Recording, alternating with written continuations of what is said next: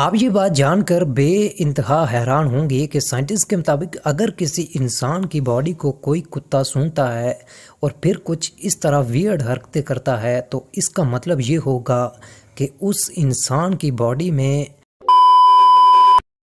ناظرین، آپ شاید یہ بات آج سے پہلے کبھی نہ جانتے ہوئے ہوں گے کہ ہیومن باڈی میں موجود بلڈ ویسلز یعنی خون کی نالیوں کی لمبائی اتنی زیادہ ہوتی ہے کہ ایکسپرٹس کا کہنا ہے کہ اگر ان تمام کی تمام بلڈ ویسلز کو اینڈ ٹو اینڈ جوڑ کر ایک رسی بنا دی جائے تو اس ہیومن بلڈ ویسل سے بنی رسی کو زمین کے گرد تقریباً 2.5 چکر لپیٹا جا سکتا ہے، جو کہ انبیلیویبل اور مائنڈ بلوئنگ فیکٹ ہے۔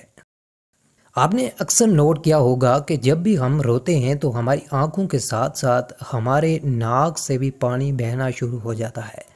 آخر ایسا کیوں ہوتا ہے؟ تو ناظرین، اس کے پیچھے کا ریزن ہیومن آئی لڈ میں موجود یہ چھوٹا سا ہول ہوتا ہے جسے لیکریمل سیک بھی کہا جاتا ہے، اور اس چھوٹے سے ہول کا مقصد بھی ہمارے آنسوں کو ہمارے ناک کے ذریعے بہانا ہی ہوتا ہے، جو کہ کافی انٹرسٹنگ فیکٹ ہے۔ اب یہ بات جان کر بے انتہا حیران ہوں گے کہ سائنٹسٹ کے مطابق اگر کسی انسان کی باڈی کو کوئی کتا سونگھتا ہے اور پھر کچھ اس طرح ویئرڈ حرکتیں کرتا ہے تو اس کا مطلب یہ ہوگا کہ اس انسان کی باڈی میں کینسر کی بیماری ہو سکتی ہے۔ جی ہاں، ایکسپرٹس کے مطابق کتے انسانی جسم میں موجود کینسر کو سونگھ سکتے ہیں۔ تو اگر کسی انسان کی باڈی کو کوئی کتا اس طرح سونگھے اور پھر کچھ ویئرڈ حرکتیں کرے تو اس انسان کو چاہیے کہ وہ ایک نہ ایک بار اپنا چیک اپ لازمی کروا لے۔ آپ شاید یقین نہیں کریں گے یہ فیکٹ جان کر۔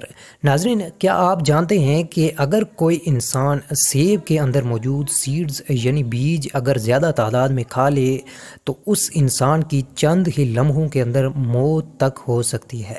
جی ہاں، کیونکہ سیب کے سیڈز میں سائنائڈ پایا جاتا ہے اور ڈاکٹرز کے مطابق یہ انسانی جان تک لے سکتا ہے۔ کیا آپ یقین کریں گے اگر آپ کو یہ بتایا جائے کہ آپ کی باڈی کی ایج صرف اور صرف 11 منتھس ہی ہوتی ہے؟